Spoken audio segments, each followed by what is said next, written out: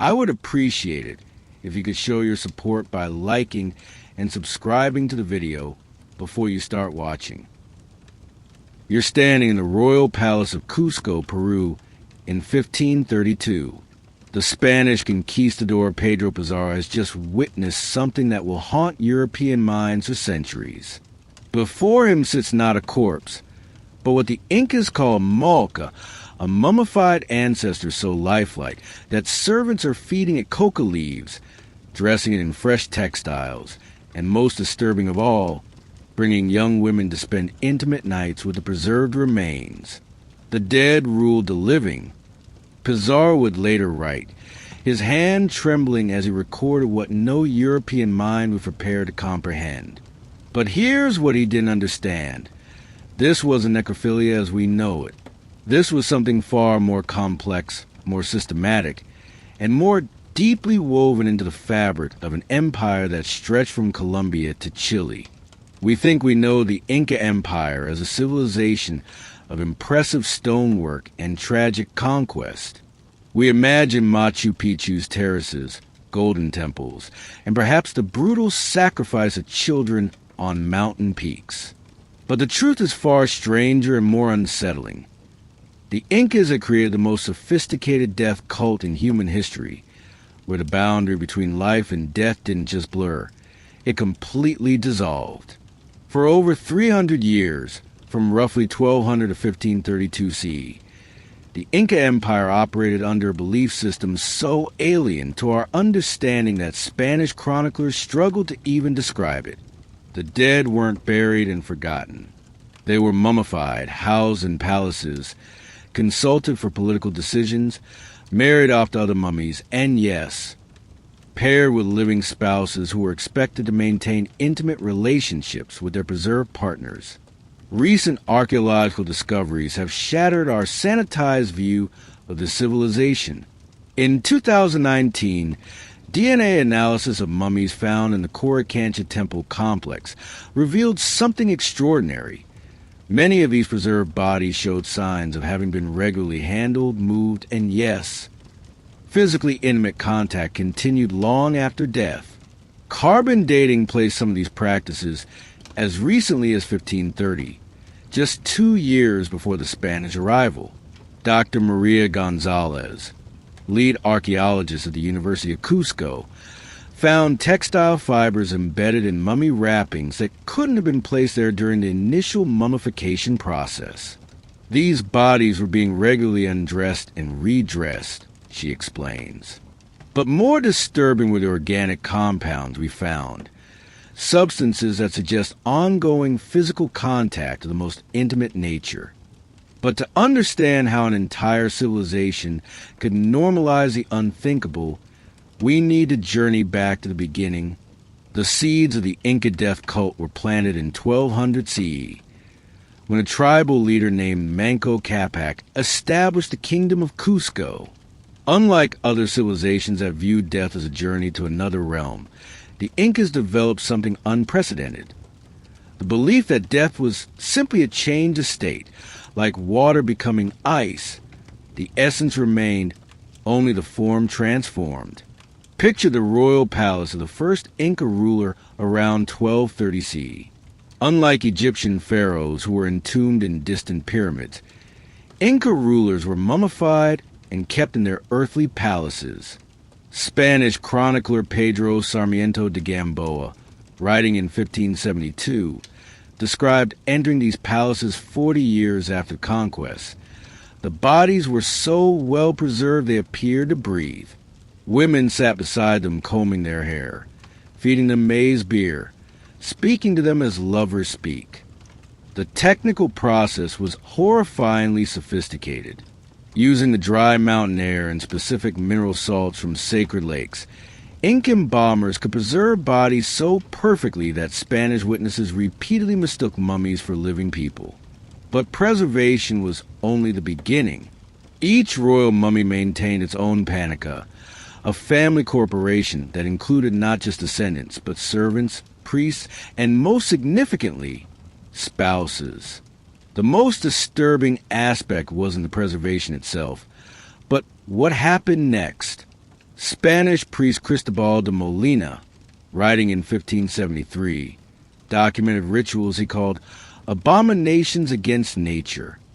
During important festivals, mummies were brought out, dressed in their finest clothing, and seated at banquets.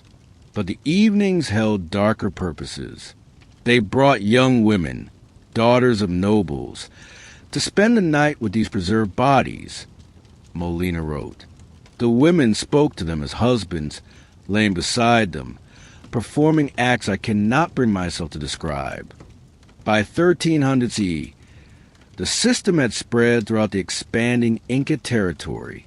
Recent excavations at Ollantaytambo have uncovered a complex of 23 rooms dedicated specifically to housing noble mummies, complete with drainage systems for ceremonial washings and private chambers with raised platforms, clearly designed for intimate encounters. The practice became so normalized that Spanish chronicler Juan de Betanzos recorded a conversation with Inca nobility in 1551. They asked me in genuine confusion why Christians buried their dead in the ground. How can they guide you if they are trapped in earth? They wondered. How can they love you if they cannot touch you? But this was only the beginning.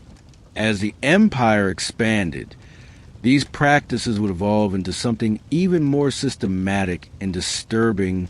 The first documented shock to the Spanish psyche came on November 16, 1533, when Spanish Captain Pedro Sancho stumbled upon the Night of Revelation, a discovery so disturbing that his official report remained sealed in Spanish archives for over 400 years. Sancho had entered the palace of Huáscar, expecting to find gold and jewels. Instead, he found 7 mummified rulers seated on golden thrones, surrounded by living attendants who treated them as if they were conducting court. The stench was unbearable, Sancho wrote in his private journal, discovered in 1987. Yet the native women moved among these corpses as lovers move among the living. But the most shocking moment came at sunset. Sancho watched in horror as 12 young women began what he could only describe as a ceremony of unholy matrimony. Each woman approached a different mummy, performed ritualistic undressing of both herself and the preserved body, and then proceeded to enact conjugal relations with the dead. Archaeological analysis of mummy textiles from the Coricancha Temple, completed in 2021, found evidence of regular undressing and redressing, with microscopic analysis revealing organic compounds that confirm intimate physical contact. Spanish chronicler Cieza de Leon tried to rationalize what he witnessed. They believe these mummified kings can still father children, still provide counsel, still protect their people. The psychological impact on Spanish witnesses was profound. Captain Hernando Pizarro wrote to King Charles V in 1534, "Your Majesty, I have witnessed battlefields covered in blood, seen cities burn, watched men die in countless ways. But nothing has disturbed my sleep like these nights in Cusco, where the dead rule with more authority than the living."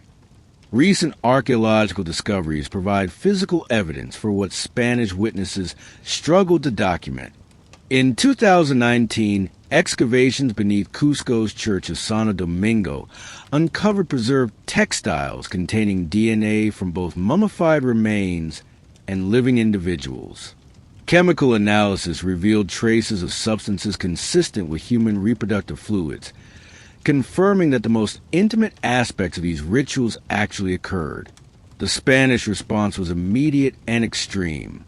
On January 6, 1534, Francisco Pizarro issued the Edict of Abomination, declaring all mummy cults to be works of Satan and ordering their immediate destruction.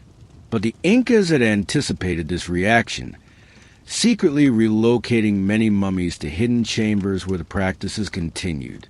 Spanish Inquisition records from 1551 to 1571 document 847 indigenous people tried for maintaining carnal relations with preserved dead.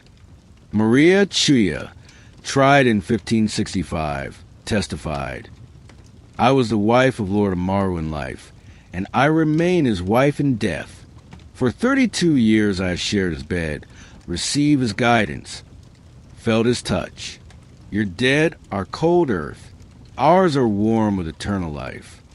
But the Spanish had no idea how deep the system ran, or how violently the living would fight to preserve their relationships with the dead.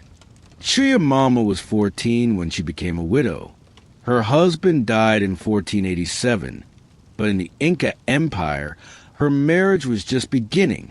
Spanish chronicler Martin de Marua recorded her story. When her husband died, embalmers worked 40 days to prepare his body. She waited in ritual purification because she knew he would return to her, not as memory, but as flesh that would never decay. The human cost becomes devastatingly clear when examining individual stories. Archaeological evidence reveals that women designated as eternal wives often died decades younger than other women in their social class. Recent analysis of 127 female remains found in mummy complexes shows an average lifespan of just 31 years, compared to 47 years for other noble women. Dr. Sarah Martinez of Yale University found evidence of chronic malnutrition and stress fractures consistent with prolonged ritualistic activities. These women weren't just performing ceremonies, Martinez explains. They were physically wearing their bodies down through decades of intimate contact with preserved corpses. But testimonies reveal many women embraced these roles willingly. Mama Kusai, interrogated in 1572, declared, "You Christians fear death because you do not know how to love beyond the grave. I have lain with my husband for 38 years since his death. He speaks to me, guides me, gives me children through dreams." Recent DNA analysis suggests a disturbing explanation for children through dreams. Mummified remains show evidence of regular exposure to reproductive fluids from living women. More shocking still, some mummies tested positive for DNA from infants, suggesting stillborn babies were placed with mummified fathers in ritualistic family reunions. Spanish priest Francisco de Avila documented the psychological manipulation inherent in the system.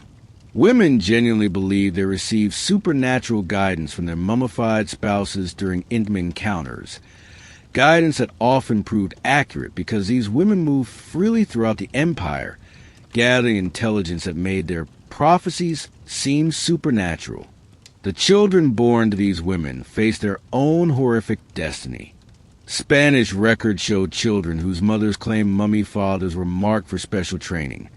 Boys as embalmers and priests, girls as future mummy wives. Perhaps the most tragic testimony comes from Quispe Corey in 1567. "They asked me why I do this, as if I chose this life. I was given a Lord Topa when I was 12, and he was already 10 years dead. This is the only marriage I have known. His touch is the only touch that has ever been permitted to me." Spanish records indicate some women tried to escape, but social consequences were severe. The testimonies reveal the true horror. The system didn't just normalize the unthinkable. It made the unthinkable feel like love. But as the empire reached its peak, this twisted devotion would become the foundation of unprecedented political power. By 1500 CE, the Inca Empire had achieved something unprecedented, a political system where the dead wielded more power than the living. At its apex sat Huayna Capac, whose reign from 1493 to 1527 represented the pinnacle of necrocratic power. But here's what makes his story disturbing. Huayna Capac began preparing for his post-mortem rule 20 years before his death. Spanish chronicler Pedro Cieza de Leon documented the staggering scope of preparation. This emperor constructed 7 palaces specifically for his mummified form, complete with specialized chambers for intimate encounters, audience halls for consultations, and underground tunnels connecting to other royal mummy complexes. The economic scale is almost incomprehensible.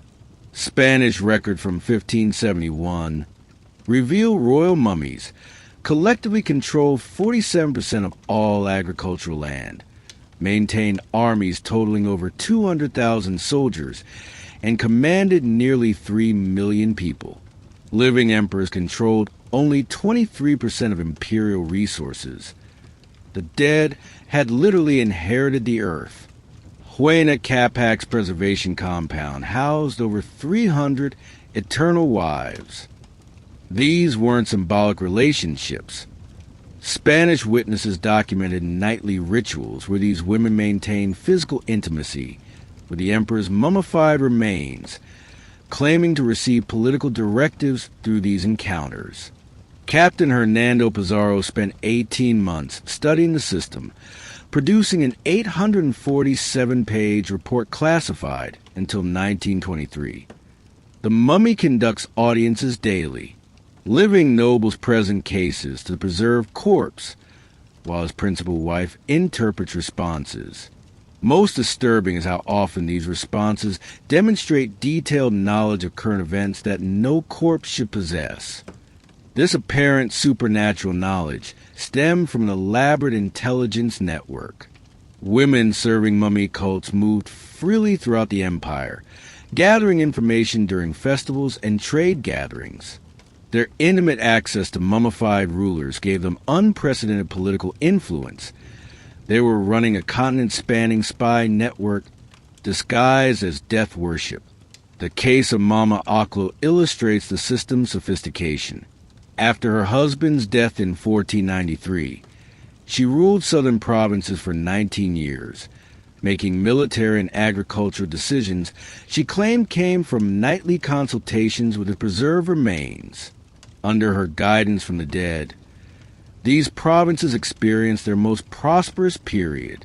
By 1520, virtually every administrative center had adopted the Cusco model. Recent excavations at Machu Picchu reveal it operated as a mummy cult center with specialized preservation facilities and intimate ritual chambers. Spanish chronicler Garcilaso de la Vega provided details of how political decisions were made.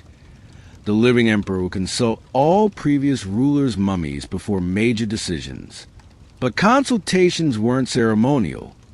They involved elaborate rituals where designated women spent nights with each mummified emperor, claiming to receive their wisdom through physical intimacy. DNA analysis of textiles reveals genetic material from over 400 different women associated with just 7 royal mummies, indicating thousands of women were engaged in intimate relationships with preserved corpses as political duties. Spanish treasury documents show mummy maintenance consumed 60% of the empire's agricultural output by 1525. 1 in 7 people was professionally involved in maintaining intimate relationships with dead bodies. Most remarkably, this system was expanding even as Spanish arrived. Archaeological discoveries suggest Huayna Capac was implementing the Great Mummification, a plan to preserve every noble family's remains. Ground-penetrating radar has identified over 200 previously unknown mummy complexes constructed between 1520 to 1532. But this necrocratic paradise was about to encounter forces that would reveal its fundamental corruption. The first sign of decay came in 1525 when Spanish diseases reached the empire ahead of Spanish armies. The plague didn't just kill people.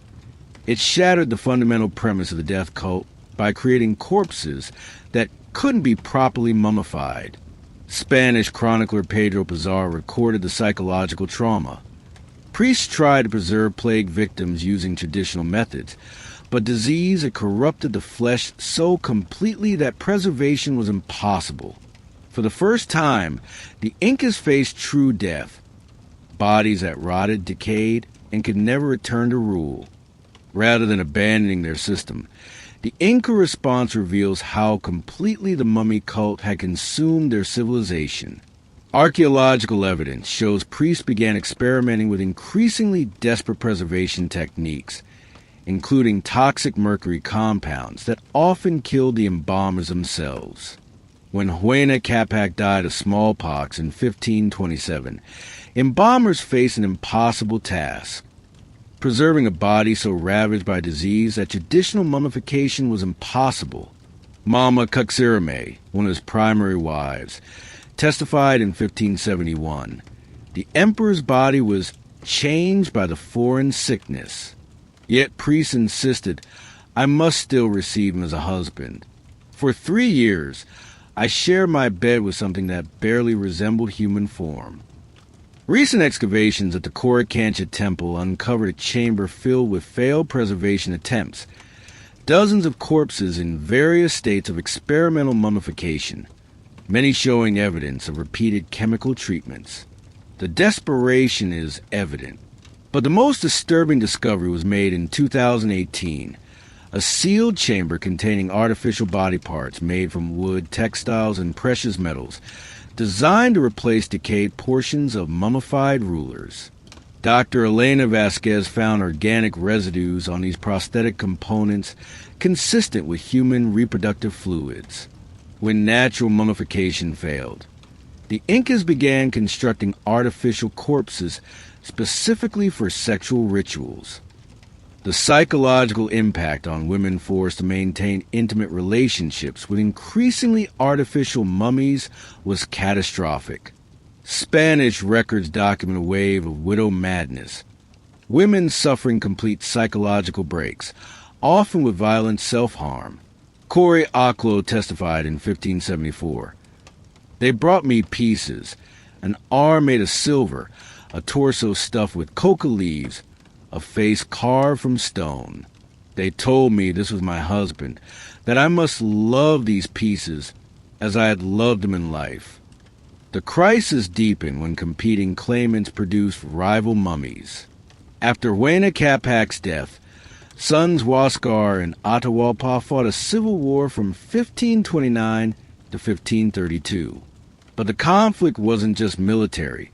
Each claimed to possess the true mummy of their father. Spanish witnesses documented the surreal spectacle of this necromantic civil war. Pedro Sancho recorded, each brother presented what he claimed was their father's true mummy, complete with women who swore they had received different and contradictory political instructions through intimate communion with the preserved remains. Chemical analysis reveals both mummies were artificially constructed from multiple sources. Different individuals' bones, artificial components, and extensive chemical treatments necessary to create convincing fakes. The system had become so corrupted that by 1530, many mummy complexes were essentially elaborate brothels disguised as religious sites. The Spanish would discover that of 2,000 preserved bodies that existed in 1532, fewer than 200 were genuinely ancient mummies. The rest were recent fabrications designed to maintain power structures completely divorced from their original purpose. But even as the Spanish systematically dismantled the visible mummy cults, they had no idea how deeply the practices had embedded themselves, or how violently some would fight to preserve their relationships with the dead. The death blow came not through military conquest, but through psychological warfare beginning May 23, 1559, when Spanish Administrator Cristobal Vaca de Castro implemented the Protocol of Sacred Separation. The Spanish had learned that simply destroying mummies triggered violent uprisings. Instead, they developed a more insidious strategy, convinced the mummy wives themselves that their preserved husbands wanted them to embrace Christianity. It was cultural genocide disguised as religious conversion. Rather than immediately separating women from mummified spouses, Spanish missionaries began infiltrating mummy complexes with indigenous converts who claimed to receive new revelations from preserved ancestors. These fake consultations gradually introduced Christian concepts, making it appear the mummies themselves requested religious conversion. Mama Chia, interrogated in 1561, described her confusion. "For 30 years, my husband's spirit guided me through our nightly embraces. Then new priests came and said he had spoken to them as well, asking that I learn about their God. How could I refuse what my eternal husband requested?" But the Spanish underestimated the depth of psychological dependence. Rather than transitioning to Christianity, many began incorporating Christian elements into existing practices. Spanish Inquisition records document dozens of cases where mummy wives attempted to baptize preserved spouses, constructed crucifixes for mummy chambers, and tried to arrange Christian marriages between different mummified rulers. By 1567, Spanish administrators realized their conversion strategy had backfired catastrophically. Rather than abandoning the mummy cult, indigenous people were creating hybrid practices even more disturbing than the original system. The Spanish response was swift and brutal. On August 15, 1571, Viceroy Francisco de Toledo launched the Great Purification, a coordinated campaign to simultaneously destroy all remaining mummy complexes. But the operation revealed how deeply the death cult had embedded itself in indigenous society. Spanish military records document organized resistance unlike anything faced during the original conquest. Mummy wives fought with desperate ferocity, often preferring death to separation from preserved spouses. Captain Diego Maldonado recorded, "The women formed a human shield around their mummies, embracing the corpses even as our soldiers advanced. They died clutching their preserved husbands." But the most shocking discovery came when Spanish forces breached the innermost sanctuaries. Rather than finding ancient rulers, they discovered elaborate deception maintained for decades. Many sacred ancestors were revealed to be recently created fakes constructed from animal bones, plant materials, and artificial components. The real mummies had been secretly relocated to hidden complexes deep in the Andes, where devoted practitioners continued their rituals far from Spanish observation. Recent satellite surveys have identified over 150 previously unknown sites that appear to be hidden mummy complexes, some showing signs of use well into the 18th century. The final blow came from disease. European plagues continued devastating indigenous populations throughout the colonial period. By 1580, demographic collapse had reduced Peru's indigenous population by 90%, making it impossible to maintain the massive infrastructure required for the death cult.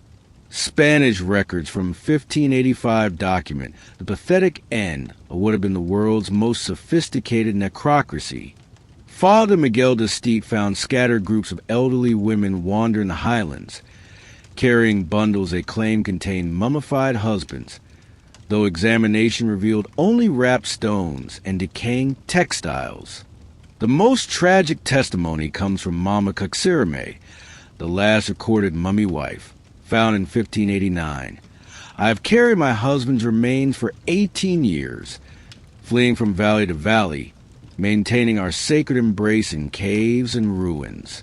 But I am old now, and he grows heavy.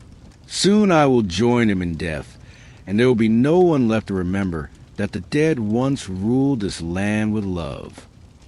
The Spanish thought they had achieved complete victory, but in remote mountain villages, ancient traditions have a way of surviving in forms that outsiders never recognize. In November 2023, anthropologist Dr. Elena Rodriguez was conducting field work in a remote Quechua village when she discovered something that would challenge everything we thought we knew about the end of Inca death practices. Hidden beneath the village church, she found the sleeping grandfather, a perfectly preserved 400-year-old body that DNA analysis revealed had been continuously tended by village women in an unbroken chain stretching back to the Spanish colonial period. When I asked the village elders about it, Dr. Rodriguez recalls, they looked at me as if I were asking about breathing. Of course we care for grandfather, they said. It wasn't until I pressed further that I realized what care for actually meant. This discovery forces us to confront an uncomfortable truth. The Inca death cult never actually died. It evolved, adapted, and survived in forms so integrated into indigenous culture that modern anthropologists missed its continuation for centuries. Recent archaeological surveys have identified over 200 previously unknown burial complexes throughout the former empire, many showing signs of ongoing maintenance into the modern era. Carbon dating reveals continuous activity spanning 5 centuries, suggesting thousands of communities may have secretly maintained ancestral death practices throughout colonial and republican periods. The legacy extends far beyond hidden mountain villages. Contemporary ethnographic studies reveal that many indigenous communities in Peru, Bolivia, and Ecuador maintain relationships with ancestors involving levels of physical intimacy that would shock outsiders. Dr. Carlos Mendoza found evidence of neo-mummy behaviors, families who regularly exhume and clean ancestral remains, widows who sleep beside preserved belongings of deceased spouses, and consultation practices that eerily echo the original mummy cults. Modern psychology is beginning to understand the lasting trauma caused by Spanish destruction of the Inca death system. Dr. Maria Santos has identified ancestral separation anxiety, a form of intergenerational PTSD affecting descendants of mummy cult practitioners. These communities develop coping mechanisms so thoroughly integrated into their worldview that their violent elimination created trauma passed down through generations. In our modern world, where death has been increasingly medicalized and sanitized, the Inca example forces uncomfortable questions about our own relationship with mortality. While few would advocate for literal necrophilia, the Inca death cult represents an extreme example of a civilization that had completely conquered the fear of death, not through denial, but through radical integration of death into daily life and intimate relationships. The ultimate irony is that in our age of supposed sexual liberation, we remain profoundly uncomfortable with maintaining intimate relationships beyond death. While the Incas created a civilization where such relationships served as the foundation of political and social organization. This wasn't just about necrophilia or ancestor worship. It was about a radical reimagining of what it means to be human, what it means to love, and what it means to die. The Inca death cult represents perhaps the most extreme example in human history of a civilization that refused to accept death as an ending. And while their methods appall us, their underlying refusal to surrender loved ones to oblivion speaks to something profoundly human that our modern death-phobic culture has largely abandoned. Even today, in hidden valleys of the Andes, the echo of that ancient refusal continues to whisper, "The dead do not have to be gone. Love does not have to end." And the boundary between life and death remains as permeable as we choose to make it.